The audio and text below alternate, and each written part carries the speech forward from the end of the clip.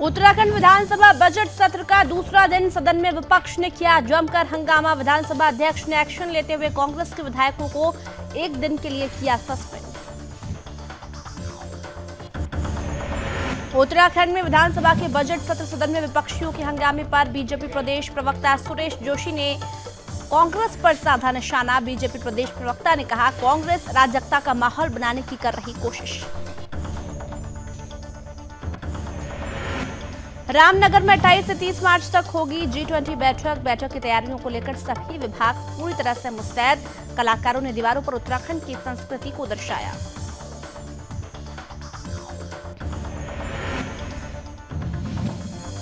उत्तराखंड में पुलिस प्रशासन को मिली बड़ी कामयाबी। नशे के अभियान के खिलाफ प्रशासन ने अभियान चलाते हुए एक नशा तस्कर को 5 किलो चरस के साथ किया गिरफ्तार। मामले में आरोपी से पूछताछ जारी। हरिद्वार में मचा हड़कंप। कार और ट्रैक्टर में टक्कर होने से लगी आग। कार में सवार 5 लोग आग में झुलसे। कड़ी मशक्कत के बाद दमकल विभाग ने आग पर पाया काबू।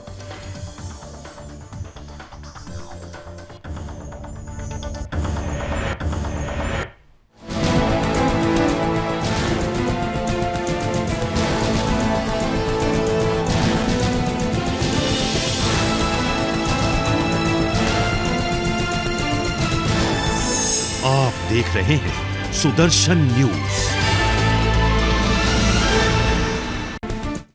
नमस्कार, सुदर्शन न्यूज पर अपना उत्तराखंड देख रहे हैं आप और मैं हूं आपके साथ बागीशा पांडे। बुलेटिन की शुरुआत कर रहे हैं। उत्तराखंड से खबर मिल रही है। आपको बता दें कि उत्तराखंड विधानसभा बजट सत्र का आज दूसरा दिन है। उत्तराखंड बजट सत्र के दूसरे दिन की कार्यवाही शुरू हुई। आज विधायी कार्य के साथ राज्यपाल के अभिभाषण पर चर्चा हुई। वहीं कार्यवाही शुरू होते ही विपक्ष के तेवर तल्ख नजर आए। सबसे पहले विपक्ष ने बेरोजगारी का मुद्दा उठाया। इसी दौरान आर्थिक सर्वेक्षण 2022-23 पेश किया गया। साथ ही विपक्ष के सदस्यों ने भर्ती घोटाला और गन्ना मूल्य बढ़ाए जाने की मांग सदन में खूब हंगामा किया, जिसके चलते उन्हें एक दिन के लिए निलंबित कर दिया गया। सदन में हंगामा करने पर कांग्रेस के विधायकों को सस्पेंड भी कर दिया गया।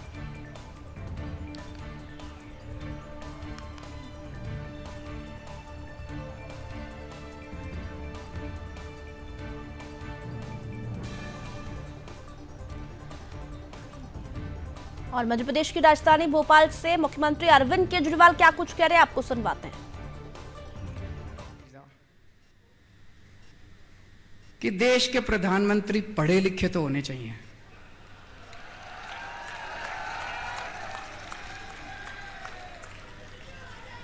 होने चाहिए कि नहीं होने चाहिए? अगर देश के प्रधानमंत्री पढ़े लिखे होते तो उनको शिक्षा का महत्व पता होता कि शिक्षा कितनी जरूरी है देश के विकास के लिए। अगर देश के प्रधानमंत्री देशभक्त होते तो वो ये नहीं सोचते कि मनीष सिसोदिया आम आदमी पार्टी का है कि फलानी पार्टी का है कि ढिमकी पार्टी का है। वो मनीष सिसोदिया जैसे शख्स को देश का शिक्षा मंत्री बना देते और कहते थे, जा मनीष सिसोदिया 10 लाख स्कूल ठीक कर दे अब तुम। पर हमारे प्रधानमंत्री जी ने क्या किया? ऐसे शख्स को उठा के जेल में डाल दिया। उस दिन मुझे लगा कि देश के प्रधानमंत्री पढ़े लिखे होने चाहिए।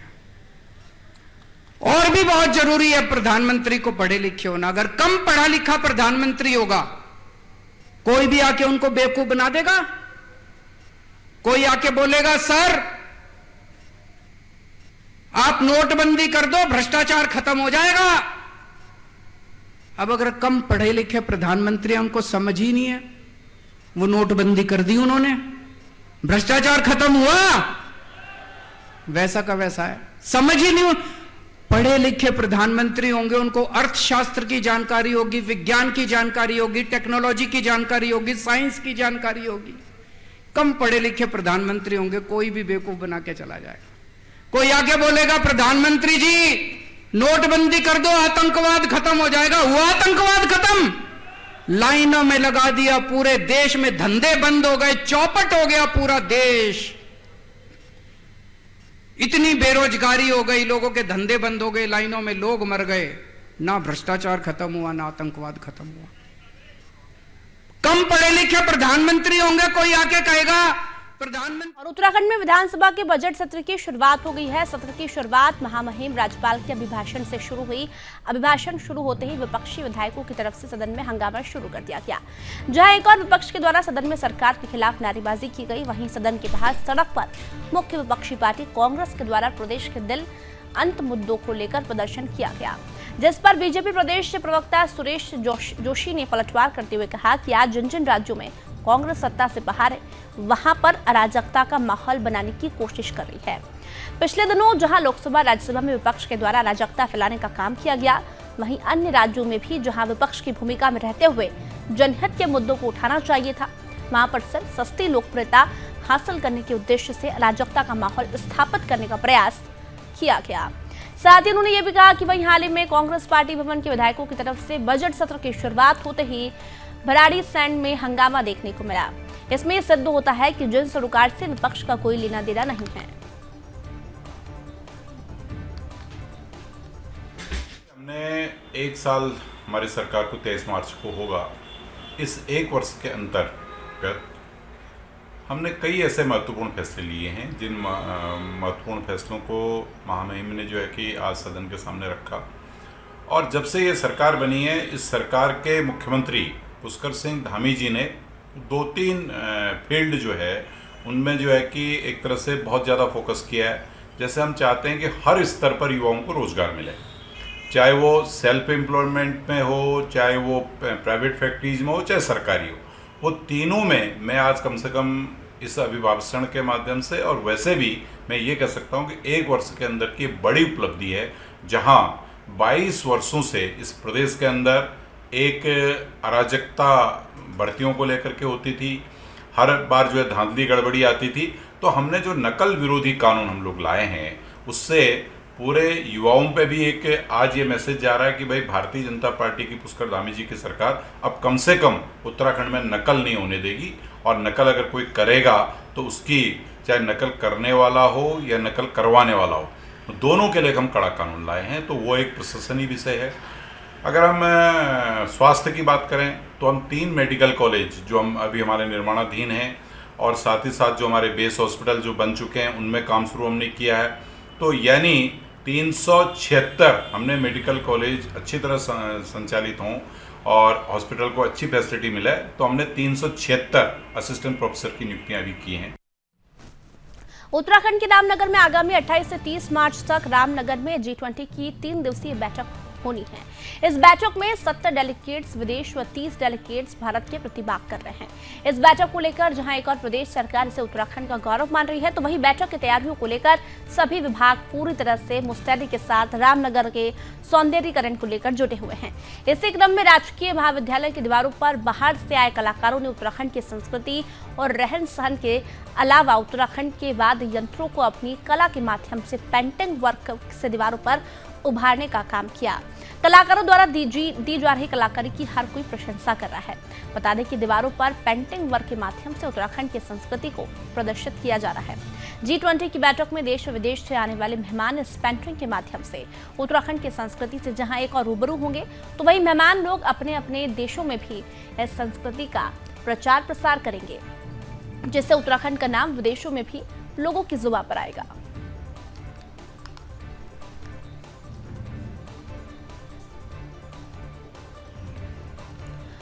उत्तराखंड में पुलिस प्रशासन को बड़ी कामयाबी हाथ लगी है। बता दें कि रामनगर थाने पुलिस ने नशे के खिलाफ चल रहे अपने अभियान को जारी रखते हुए मुखबिर की सूचना पर नशे के एक तस्कर को गिरफ्तार कर लिया है, जिसके पास से 5 किलो से अधिक चरस बरामद की गई। पकड़ी गई चरस की अंतर्राष्ट्रीय बाजार में कीमत 5 लाख रुपए से अधिक बताई जा रही है। फिलहाल पुलिस ने मामले को दर्ज कर आरोपी को जेल भेज दिया है। वहीं मामले में आरोपी से पूछताछ जारी है। बता दें कि देवभूमि उत्तराखंड में सीएम पुष्कर सिंह धामी भी ये कह चुके हैं कि 2025 तक उत्तराखंड नशा मुक्त होगा। साथ ही सीएम धामी पुलिस अधिकारियों को निर्देश दे चुके हैं कि हर क्षेत्रों में नशे के खिलाफ अभियान चलाया जाए और तस्करों पर कार्रवाई की जाए, जिसके तहत उत्तराखंड के हर क्षेत्र में पुलिस प्रशासन की तरफ से नशा तस्करों पर लगातार कार्रवाई की जा रही है। देखिए, पुलिस द्वारा समय समय में नशे के विरुद्ध एक अभियान चलाया जा रहा है। इसी अभियान के तहत आज हमारे द्वारा हमारी पुलिस टीम द्वारा शाहरुख को गिरफ्तार किया गया, जिसके पास से 5 किलो 400 ग्राम सुल्फा बरामद हुआ है, जिसे गिरफ्तार कर जेल भेजा जा रहा है। सर, अंतर्राष्ट्रीय बाजार में कितनी किलो मिली? इसकी कीमत करीब 5 लाख के। खबर जनपद हरिद्वार से है, जहां फायर स्टेशन रुड़की को सूचना मिली कि टोडा खटका थाना सिविल लाइन रुड़की के पास राष्ट्रीय राजमार्ग पर एक कार में आग लगी। सूचना प्राप्त होते ही फायर यूनिट तत्काल घटनास्थल के लिए रवाना हुई। घटनास्थल पर पहुंचकर कड़ी मशक्कत के बाद दमकल विभाग ने आग पर काबू पाया। जानकारी के मुताबिक कार दिल्ली से हरिद्वार की ओर जा रही थी, जो कि आगे जा रही ट्रैक्टर ट्रॉली से टकरा गई। इससे कार और ट्रैक्टर में भयंकर आग लग गई। वहीं इस हादसे से कार में सवार 5 व्यक्ति झुलस गए हैं, जिसके बाद पुलिस ने आग में झुलसे लोगों को इलाज के लिए अस्पताल में भर्ती करवा दिया है, जहां सभी का इलाज चल रहा है। फिलहाल मामले में आगे की जांच चल रही है।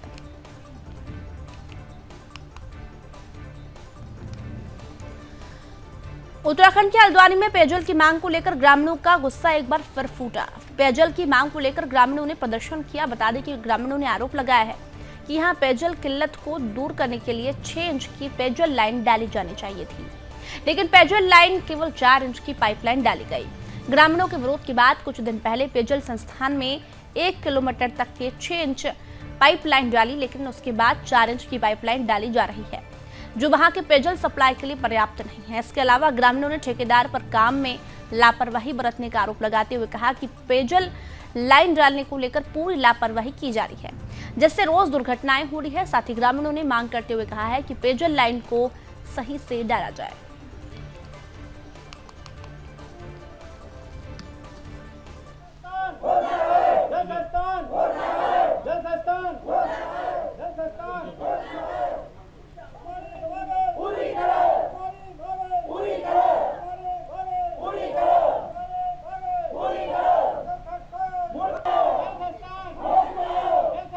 तो पेयजल किल्लत को लेकर विरोध जताया गया। उत्तराखंड के हरिद्वार से खबर है, ग्रामीणों की पेयजल समस्या के समाधान की मांग की जा रही है।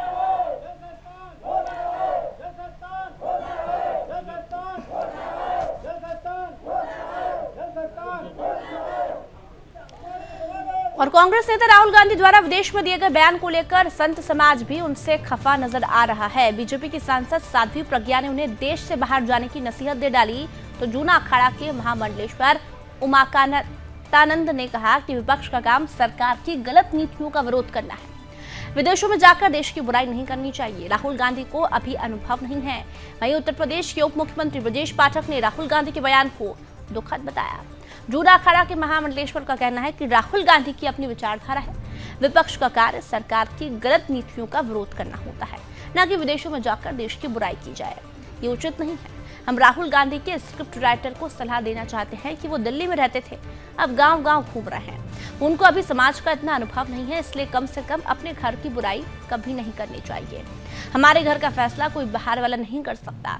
राहुल गांधी की बाहर जाकर इतना कहना चाहिए कि हम सरकार से खुद लड़ लेंगे, लेकिन देश की बुराई नहीं करेंगे।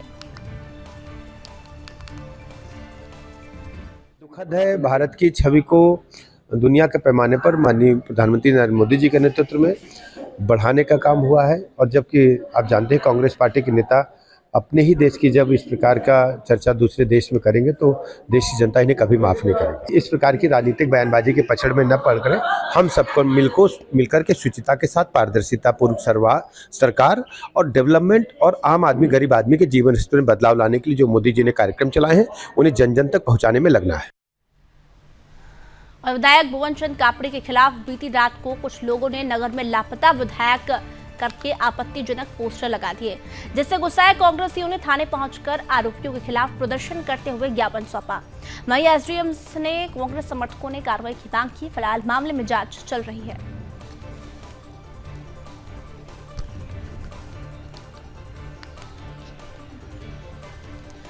और खबर जनपद उधमसिंह नगर की खटीमा से है, जहां खटीमा के भारत नेपाल सीमा स्थित सुरईवन क्षेत्र स्थित गांव विझाऊ में बाघ का आतंक देखने को मिला। बता दें कि रविवार की शाम एक युवक पर बाघ ने अचानक हमला बोल दिया। बाघ के हमले से युवक की मौके पर ही दर्दनाक मौत हो गई, जिसके बाद स्थानीय लोगों ने मामले की सूचना पुलिस और वन विभाग को दी। मौके पर पहुंची पुलिस ने मामले को दर्ज कर शव को पोस्टमार्टम के लिए अस्पताल भेज दिया। फिलहाल मामले में आगे की कार्रवाई चल रही है।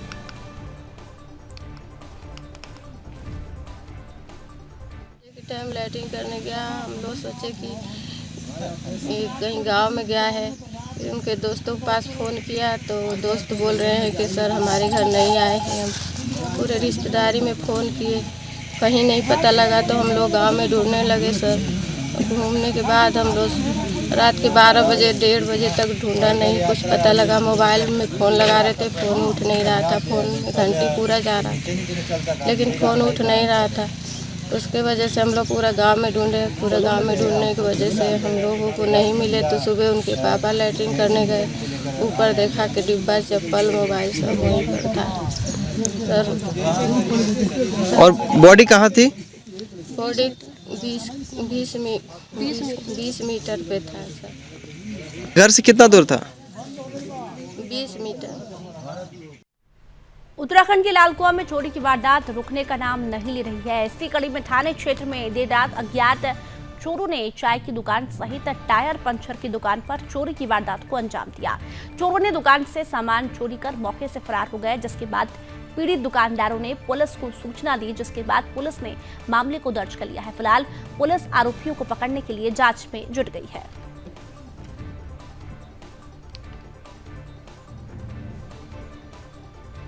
उत्तराखंड के सीएम पुष्कर सिंह धामी के आदेश पर हर क्षेत्र में अधिकारियों की तरफ से जनता दरबार लगाकर समस्याओं का समाधान किया जा रहा है। इसी कड़ी में रामनगर के ग्राम बेड़ाझाल स्थित एक विद्यालय में क्षेत्र में रहने वाले ग्रामीणों की समस्याओं के समाधान को लेकर जनता दरबार आयोजित किया गया। जनता दरबार में कई विभागों के अधिकारियों के न पहुंचने पर ग्रामीणों की समस्याएं आज भी नहीं सुलझ पाई, जिसके बाद ग्रामीणों का आक्रोश बढ़ गया और उन्होंने जनता दरबार में मौजूद अधिकारियों के सामने नारेबाजी करते हुए अपना विरोध प्रकट किया। ग्रामीणों का आरोप है कि पहले भी कई बार इस प्रकार के जनता दरबारों में ग्रामीणों की समस्याएं सुनी गई थी और अधिकारियों ने समस्याओं के समाधान का आश्वासन दिया था, लेकिन आज तक समस्याएं बरकरार हैं। ग्रामीणों का कहना है कि गांव में मुख्य रूप से पेयजल, सड़क और बिजली की समस्याएं हैं, जिनको समाधान करना चाहिए। वहीं ग्रामीणों ने अधिकारियों के खिलाफ कार्रवाई को लेकर जिलाधिकारी और मुख्य विकास अधिकारी को ज्ञापन देने की बात कही गई।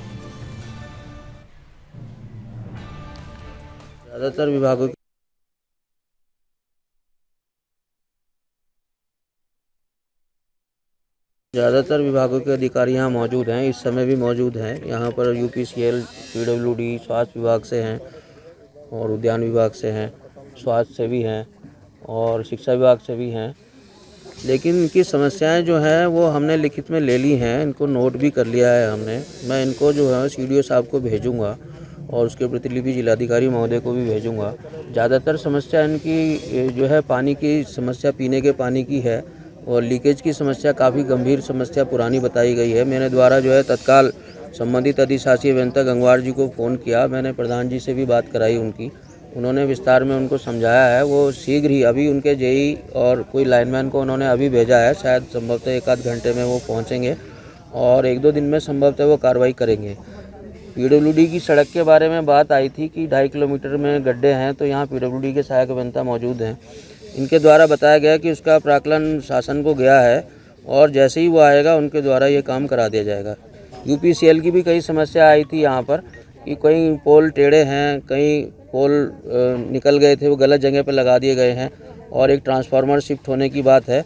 वो समस्या भी यहाँ पर पीडब्ल्यूडी के अधिकारी मौजूद हैं, इनको मैंने बात करी है और इन्होंने नोट किया है, अपने अधिकारियों से भी बात की है। आशा है शीघ्र इन समस्याओं का समाधान हो जाएगा। सर, घेराबंदी भी करी है आप लोगों की ग्रामीणों ने? देखिए, घेराबंदी क्या है, जब ग्रामवासी परेशान होंगे तो वो घेराबंदी तो स्वाभाविक बात है और कुछ विभागों के अधिकारी नहीं आए हैं, मैं उनको लिखित रूप में सूचित करूंगा अपने सीडीओ साहब को, जिनके आदेश से मैं यहाँ बैठा हूँ, और निश्चित रूप से उन पर कार्रवाई होगी। उत्तराखंड के उत्तरकाशी में सरकारी जमीन पर अवैध कब्जे के मामला सामने आया है। बता दें कि उत्तरकाशी में कुछ लोगों की तरफ से सरकारी भूमि पर अवैध रूप से कब्जा किया गया, जिसके बाद ये मामला पुलिस प्रशासन के संज्ञान में आया, जिसके बाद पुलिस प्रशासन ने एक्शन लेते हुए अवैध कब्जे को ध्वस्त कर दिया और फिलहाल मामले में आगे की कार्रवाई जारी है।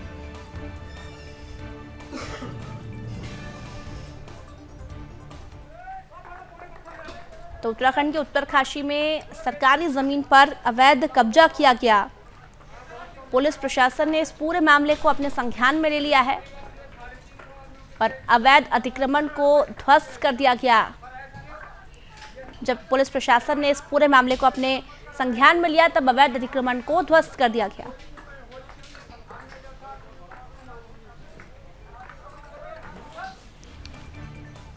उत्तराखंड के उत्तरकाशी में गाजना क्षेत्र में अचानक मौसम ने करवट ले ली, जिसमें कि मौसम ओलावृष्टि और बर्फबारी हुई है। देर शाम अचानक बदले मौसम ने घाटी में करीब आधे घंटे से ज्यादा समय तक हुई।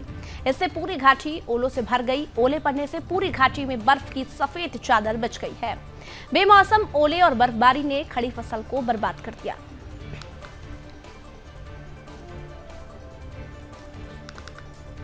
बारिश हुई, उसके बाद ओले भी गिरे और ओले गिरने से जो है गाजना क्षेत्र में जो है लोगों का काफ़ी नुकसान हुआ।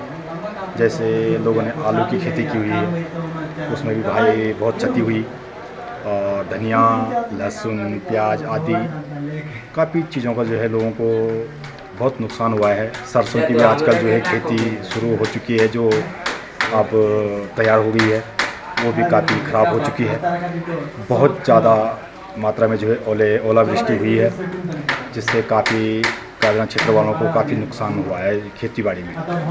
तो हमारे हिसाब से गवर्नमेंट को इसमें कुछ देखना चाहिए किसानों के प्रति और लोगों को थोड़ा बहुत राहत मिले। और केंद्रीय मंत्री ज्योतिरादित्य सिंधिया उत्तराखंड दौरे पर है। उत्तरकाशी दौरे पर पहुंचे ज्योतिरादित्य सिंधिया पहले देहरादून जॉली ग्रांट एयरपोर्ट पहुंचे, जहां लोगों के साथ कई मंत्रियों ने उनका जोरदार स्वागत किया। 2 दिवसीय भ्रमण के तहत वे दोपहर करीब 12 बजे हर्षिल हेलीपैड पहुंचे। वहां भी लोगों ने उनका स्वागत किया। उसके उपरांत धराली गांव के लिए प्रस्थान किया। केंद्रीय मंत्री धराली गांव के वाइब्रेंट विलेज कार्यक्रम और गांव में बुनियादी ढांचे और अन्य सुविधाओं की ग्रामीणों के साथ समीक्षा की। वहीं लोगों से बातचीत कर मूलभूत समस्याओं को वे जानेंगे। केंद्रीय मंत्री रात्रि विश्राम धराली गांव में ही करेंगे।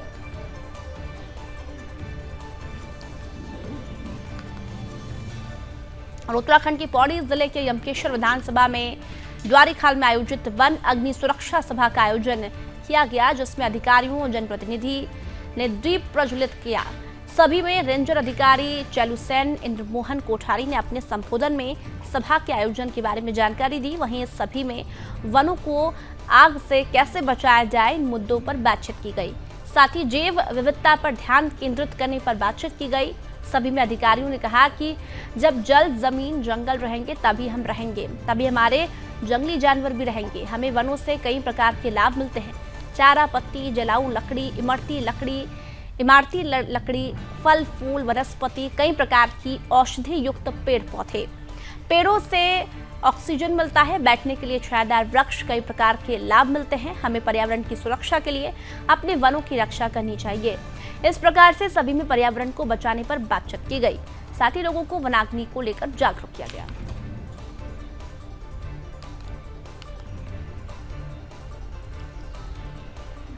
और चारधाम यात्रा की तैयारियां पूरी जोरों से चल रही है। ऐसे में जिलाधिकारी अभिषेक रुहेला ने बड़कोट डायट सभागार में आगामी चारधाम यात्रा की तैयारियों को लेकर अधिकारियों की महत्वपूर्ण बैठक ली। बैठक में जिला पंचायत अध्यक्ष दीपक बिजलवान, पुरुला विधायक दुर्गेश्वर लाल, यमुनोत्री विधायक संजय डोभाल भी शामिल हुए। बैठक में चारधाम यात्रा की तैयारियों को लेकर बातचीत हुई। साथ ही में जिलाधिकारी ने सड़क मार्ग की समीक्षा करते हुए यमुनोत्री नेशनल हाईवे को यात्रा से पहले दुरुस्त करने के निर्देश एनएच को दिए। यात्रा को सुगम और सुरक्षित संचालन को लेकर सड़क मार्ग को सुरक्षित बनाने को कहा गया। जहां डेंजर जोन है उन्हें चिन्हित करें। साथ ही जिलाधिकारी ने कहा कि जहां क्रैश बैरियर, पैराफिट साइनेज लगाए जाने की आवश्यकता है, वहां सभी कार्य यात्रा से पहले पूर्ण करना सुनिश्चित करें। जिलाधिकारी ने कार्यदायी संस्था को निर्देश दिए हैं कि यात्रा से पहले यमुनोत्री नेशनल हाईवे पर निर्माणाधीन मोटर पुल का निर्माण कार्य हर हाल में पूरा किया जाए। साथ ही सड़क के दाएं बाएं पड़े मलबे को हटाया जाए। इतना ही नहीं, राणा गांव में प्रमुख मार्ग पर पड़े मलबे को भी तत्काल प्रभाव से हटाने का भी आदेश दिया। जिलाधिकारी ने जिला पंचायत को सफाई व्यवस्था को लेकर निर्देश दिए हैं कि सड़क मार्ग पर पर्याप्त मात्रा में कूड़ेदान लगाया जाए।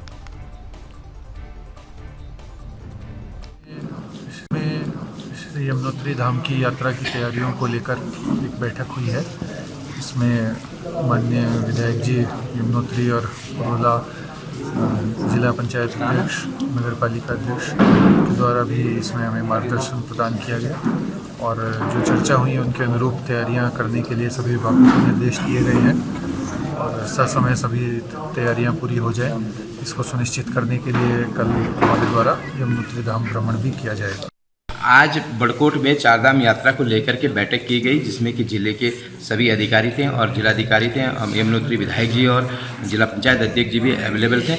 और यहाँ की जो व्यवस्था है यमुनोत्री धाम के लिए क्या और अच्छा किया जा सकता है, जैसे पूर्व में भी यहाँ पे काफ़ी अच्छी यात्राएं चली, इस बार और क्या अच्छा कर सकते हैं, उसके लिए हम सारी व्यवस्थाएं सभी लोगों के साथ डिस्कशन हुआ। आई एम डेम श्योर, मैं सभी देश विदेश के सभी भक्तजनों से निवेदन करना चाहता हूँ ज़्यादा से ज़्यादा संख्या में यमुनोत्री आई और माँ यमुना का दर्शन और आशीर्वाद लें। आज ये यमुनोत्री के लिए जो यात्रा शुरू होने वाली है, उसके लिए आज सभी अधिकारियों के साथ, जिलाधिकारियों के साथ बैठक की गई है और उसके लिए सभी को 15 अप्रैल एक डेडलाइन दी गई है कि तब तक पूरी तैयारी हो जाए। नहीं तो जिस विभाग की तैयारियां अगर सही नहीं पाई गई, उस पर जवाबदेही तय होगी और यात्रा बिल्कुल निर्बाध और व्यवस्थित ढंग से चले, इसके लिए सभी को निर्देशित किया गया। उत्तराखंड की मसूरी में 7 करोड़ की लागत से माल रोड के सौंदर्यीकरण और पुनर्निर्माण का काम चल रहा है, जिसको लेकर मॉल रोड को करीब पहले से 8 इंच नीचे बनाया जा रहा है। वहीं मॉल रोड को बार बार खोदा ना जाए, इसके लिए सर्विस गैलरी का निर्माण तेजी से किया जा रहा है, जिससे कि पर्यटन सीजन शुरू होने से पहले मॉल रोड को तैयार किया जा सके। स्थानीय लोगों का मानना है कि मॉल रोड को निर्माण का कार्य धीमी गति से चल रहा है। उनको नहीं लग रहा है कि पर्यटन सीजन शुरू होने से पहले पूरी मॉल रोड का निर्माण कर पाएंगे। उन्होंने स्थानीय प्रशासन से मॉल रोड के निर्माण में तेजी लाने की मांग की। इसी कड़ी में एसडीएम नंदन कुमार ने कहा कि मॉल रोड के निर्माण का कार्य तेजी से किया जा रहा है, वहीं निर्माण की गुणवत्ता को ध्यान में रखना है। ऐसे में काम को चरणबद्ध तरीके से किया जा रहा है, जिसके तहत पहले चरण में मसूरी झूलाघर से अंबेडकर चौक तक का निर्माण कराया जा रहा है।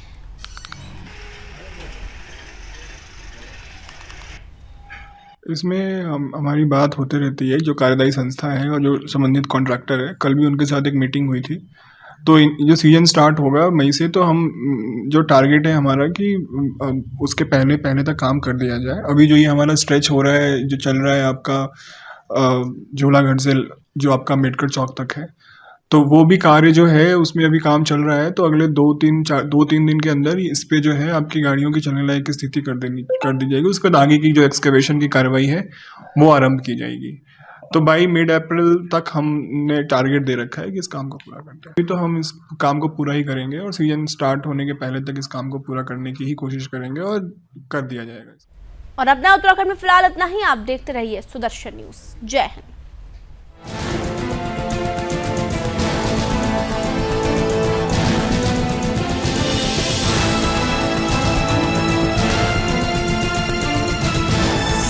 आप देख रहे हैं सुदर्शन न्यूज।